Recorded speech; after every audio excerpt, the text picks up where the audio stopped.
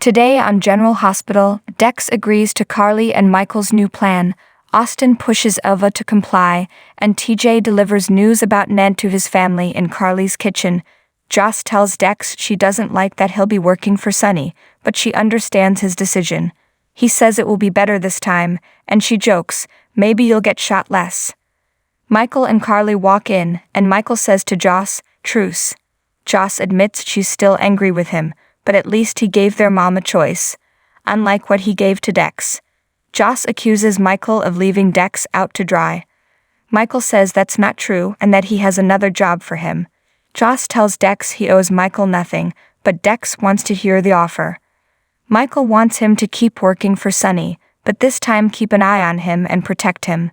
Dex says this is a 180, and Sonny already pays him to protect him. Michael says that's why it's a win-win. Michael tells Dex to report back to him on anything that has to do with Pikeman, so he can help Sonny. Joss says this puts Dex back to spying on Sonny and isn't a good idea. Carly tells her daughter this was her idea. Joss asks why her mother is doing this, and don't say Donna and Avery. Michael explains this is about keeping them safe and moving on. Joss says if Dex gets caught this time he can't move on. Carly tells Joss she needs to understand how important this is. Dex and Joss are given time alone to talk. Joss hopes he's not considering this.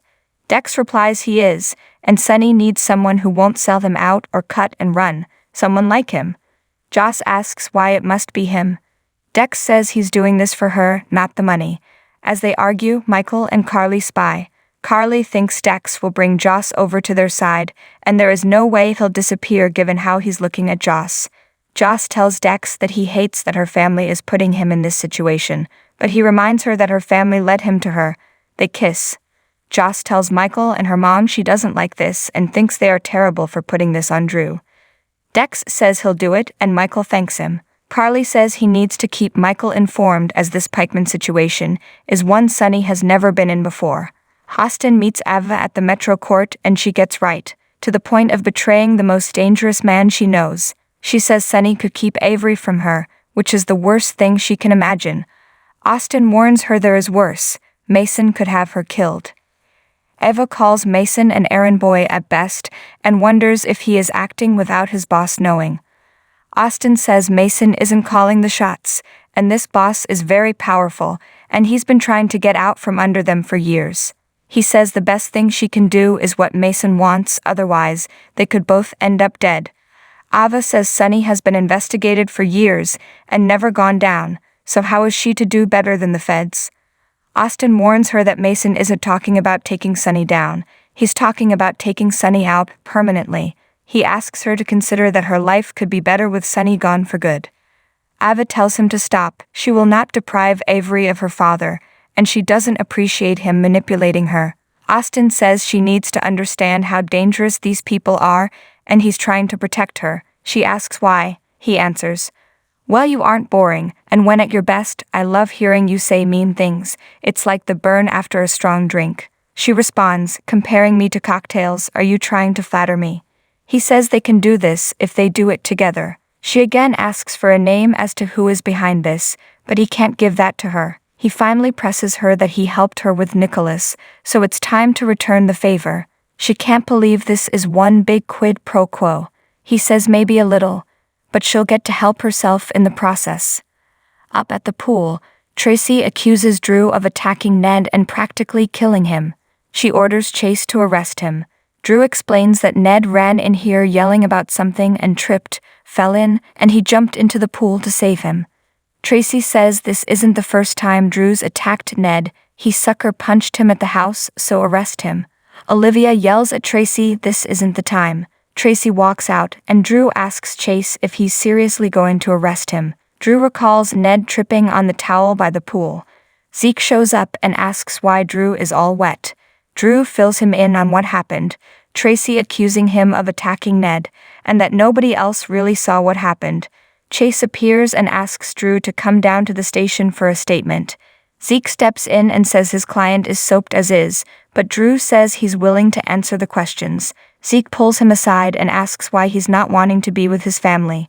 Drew says that would just give Tracy more of a chance to accuse him, and this is going to further complicate the SEC case. In Sunny's office, Sunny tells Nana that they've both done things they regret, and they have to move forward. Nina says she'll always regret the pain she caused him. He thought they'd moved past this. Nina suggests they go home, get in bed, and pretend the rest of the world doesn't exist. He likes the idea, but he's waiting to hear back from Brick. He says once he talks to Brick, she'll have him for the rest of their lives. Sunny eventually speaks to Brick, who hasn't been able to get the information he needs. Sunny then gets a call from Brooklyn and learns about Ned.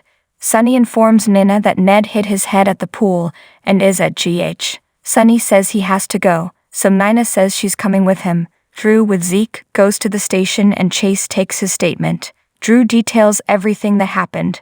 Drew asks why he and Tracy were alone in the first place.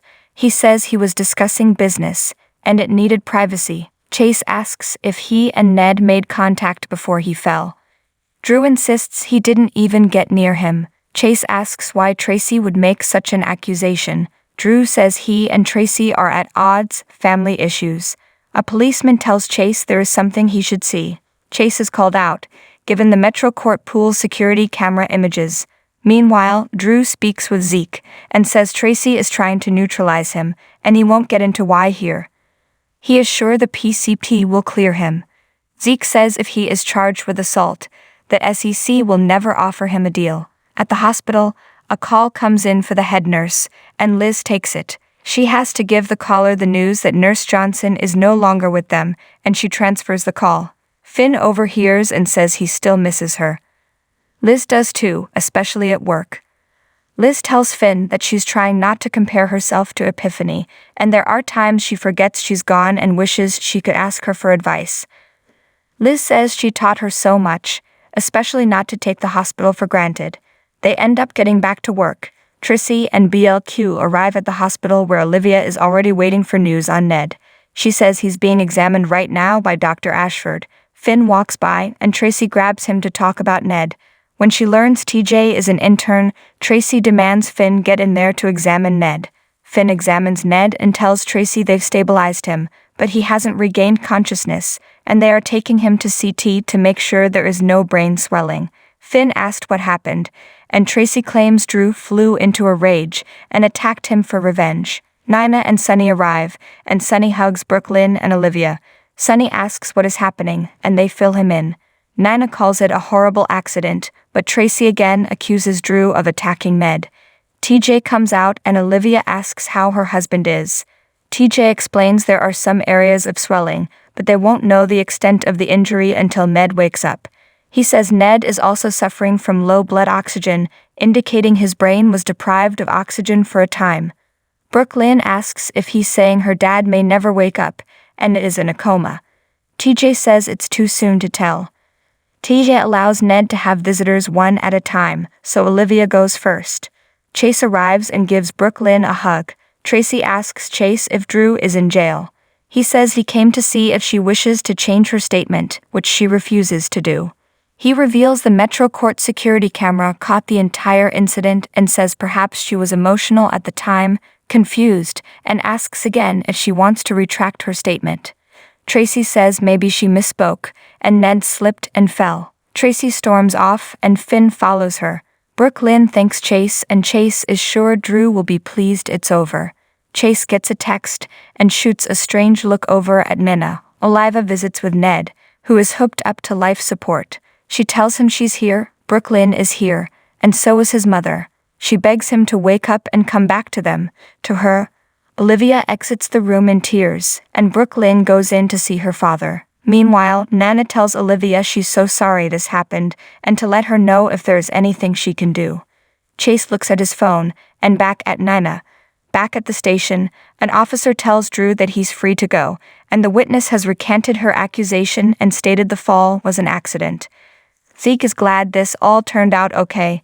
Drew wonders why Tracy changed her mind. On the next General Hospital, Gladys is anxious. Jordan offers support. Curtis celebrates his birthday.